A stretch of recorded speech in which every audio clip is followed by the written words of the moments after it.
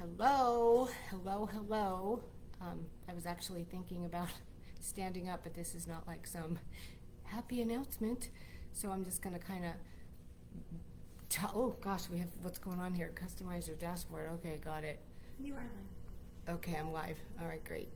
So I'm just going to kind of talk for a couple of seconds, kind of ramble while we're waiting for a few people to join. So hopefully that will be soon. So yeah, I'm not standing because it's not like I have an exciting announcement to make. This is more of a serious live, but done with the hopes and the heart that it will encourage others in their journey. So I am going to go ahead, and there's a few people joining, so I'm just going to go ahead and get started. And just, you know what, we prayed before I got on, and the Lord knows my heart. Even though it is, I was thinking today, I feel like I'm sitting among shattered pieces, and it's a tough position to be in. But God's got it, and only He can put all the pieces back together. So let me just go ahead and begin by asking you, have you ever been betrayed by somebody that you love? How in the world does one rise above that? How do you heal so that you can move forward? Welcome to SOAR, my first live on this very subject. My name is Kim-Evinda. I'm an author. I'm also the founder of Trench Classes United, which is an organization, ironically enough, that teaches people how to thrive in life of love. And I think had it not been for being where I'm at in this ministry, I wouldn't be able to thrive through this trauma that I'm going through. But this organization is a really powerful organization in that we teach you to look through to your past and connect it to your present in order to guarantee a better future. And I have to tell you, I know the program that he wrote through myself, and a former therapist, also he's a board member. I know the program he wrote through us is helping me to learn how to soar and rise above. So let me begin by telling you a little bit about the story. So about 27 months ago, my suspicions were confirmed that my husband was having an affair. And having an affair with somebody that was posing to be a good friend to me. And I really loved her like a sister. The betrayal was like none that I had ever experienced. And I'm not doing this, guys, to spread drama. I'm truly not. Unfortunately, we're taught to keep our secrets secret. And then we never deal with them. So you'll understand what the heck and why the heck as we get a little bit more into this. But God walked with me every step of the way, beginning almost 29 months ago now. I heard him tell me to stay after the first discovery. In fact, I heard him tell me that when he does business with me, you will never distrust him again. So I stayed.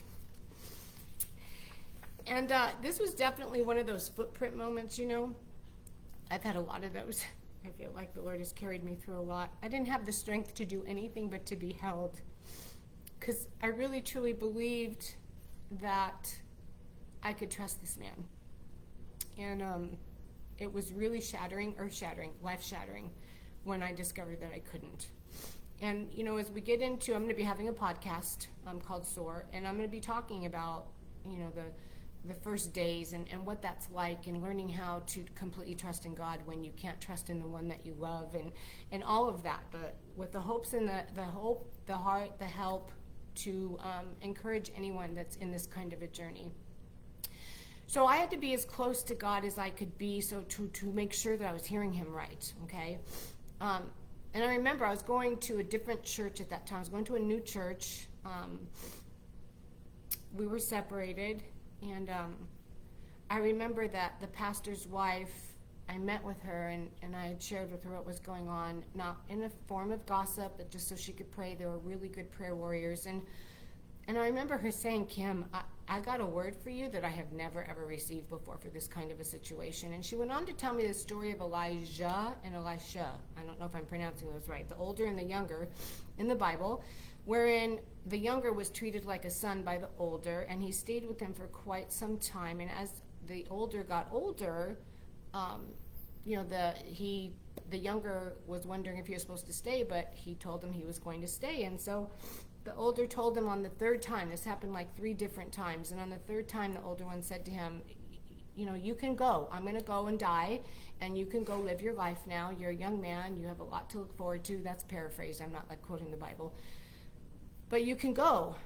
And so Lorna, the pastor's wife, reached across to me and she said, Kim, the Lord wants me to tell you that you can go, but if you stay, there will be a double blessing. That's exactly what God told Elisha, that if you stay, there will be a double blessing. So imagine my belief. I really thought that this double blessing was going to apply to me and to my marriage. In fact, I think after the second or third betrayal, the third time, God specifically spoke to my husband and told him, you need to go home and carry her books, all of her books, not just the ones that you chose. And that was very significant to him. George really had never heard audible from God before, and the whole carry the books, when George proposed to me, he said, I'm going to carry your books because I was going to go back to school. And so it was a very specific message to him to obey. And the books really represented partnering with me in the ministry and really getting his life turned around. And so I was really hopeful because that really meant a lot to him. He began going through counseling. He began going to meetings with other men in the Every Man's Battle group, and that lasted for a little while until the next time. Imagine my disillusionment when it happened again. And then I began to kind of argue with God. I just yelled at him, actually. I didn't even ask him. I yelled at him, why did you have me marry this jerk? I don't understand. What happened to all the promises that you made regarding this marriage, regarding him?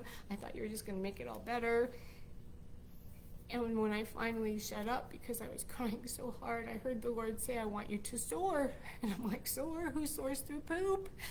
How do you soar through poop?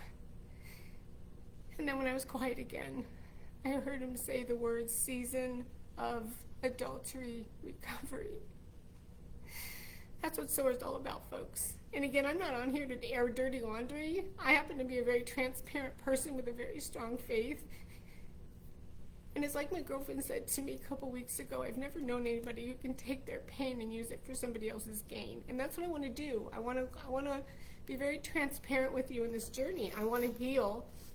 And so, yeah, I'm going to do it live with you in the hopes that it encourages other people to cling to Christ, because he's the only one that's never going to leave us, forsake us, cheat on us, lie to us, walk out on us, whatever. He will never abandon us.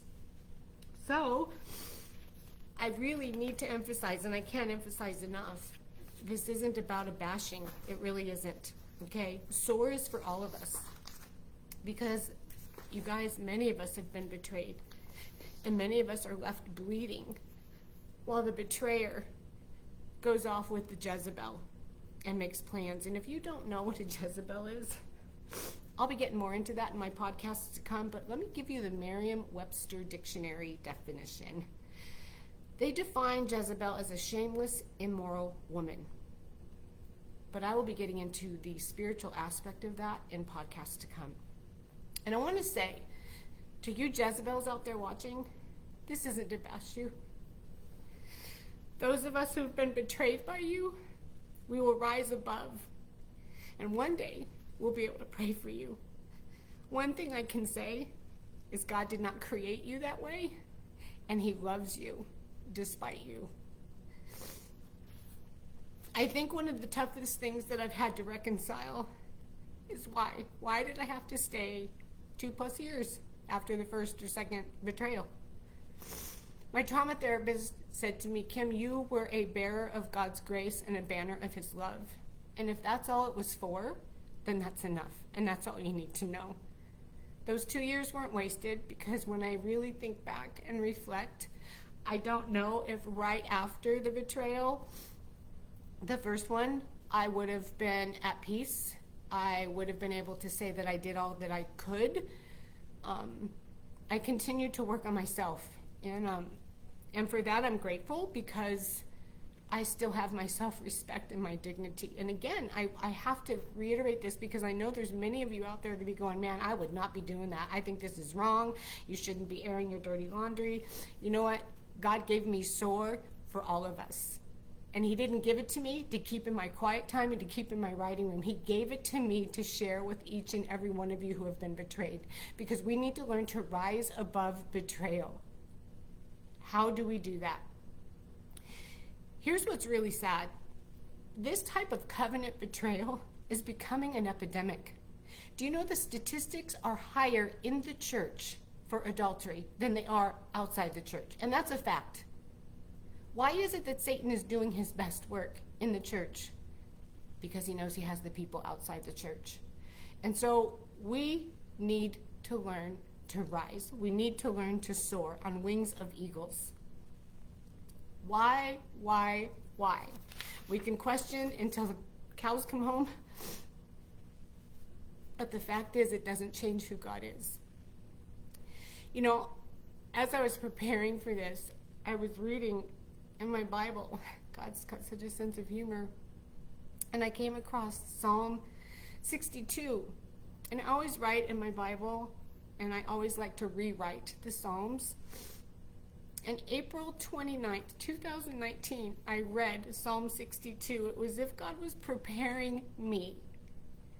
It was like he was bringing to light that which was in the dark, that which was secret. So what I'd like to do right now is just take a few moments and try and read Psalm 62. And then I'm going to read to you just a portion of my rewrite and to show you how God is in all of it and how he does wish to walk us through and teach us how to soar and rise above betrayal.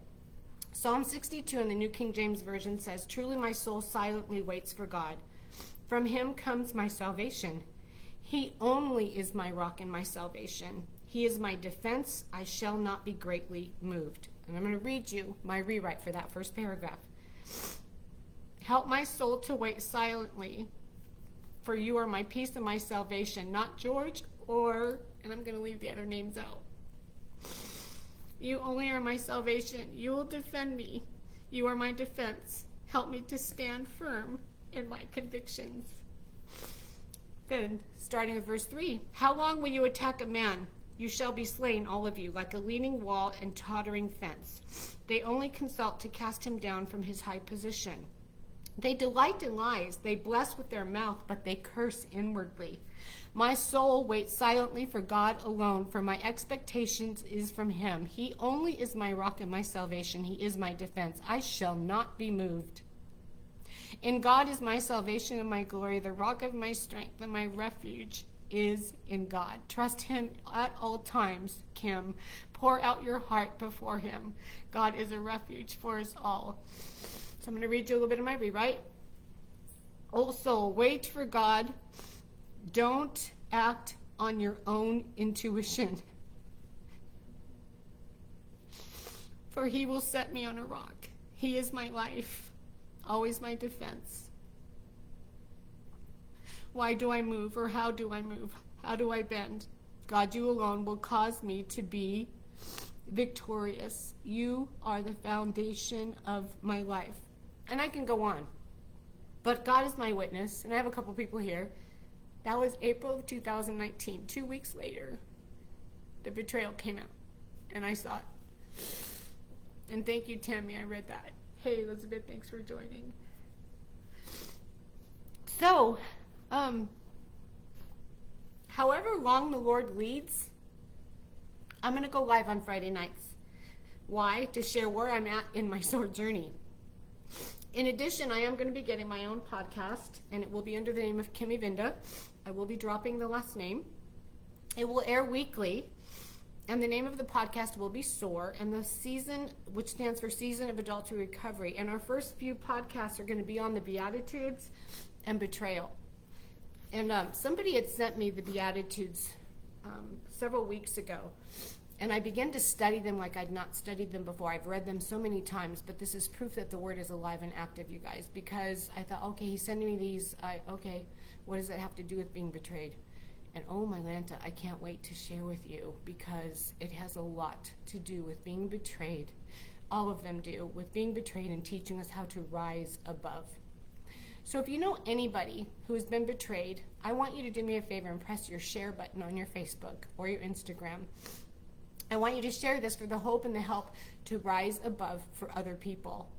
And again, I'll be giving you more information about the podcast in the weeks to come.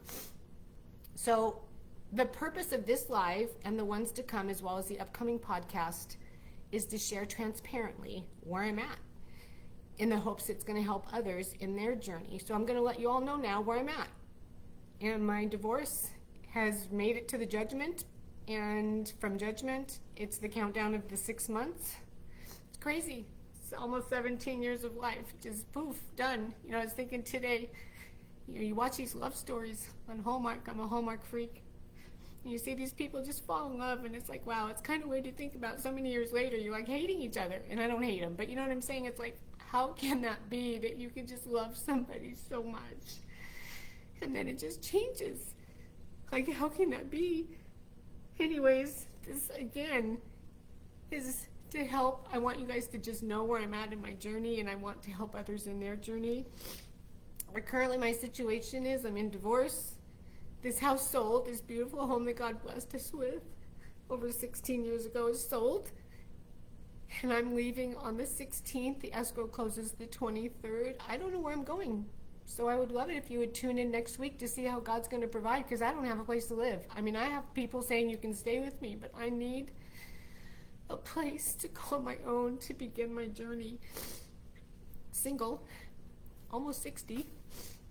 But hey, God, you know, what's a number of 60, right? So will you please join me next Friday so I can share with you the miracles that God does with me and hopefully through me in this SOAR project, as we learn to rise above betrayal by those that we love. In the meantime, pray for me. Pray for anybody that you know that's been betrayed, that is going through this. And again, share this, because I'm not trying to be popular, you guys, I swear. If I could, I would do it on a radio so you couldn't see me. It would be easier. Then you don't have to see my ugly cry. But in the meantime, may you feel the love of Christ cause you to rise above any challenges that you endure this week. Until next week, God bless you.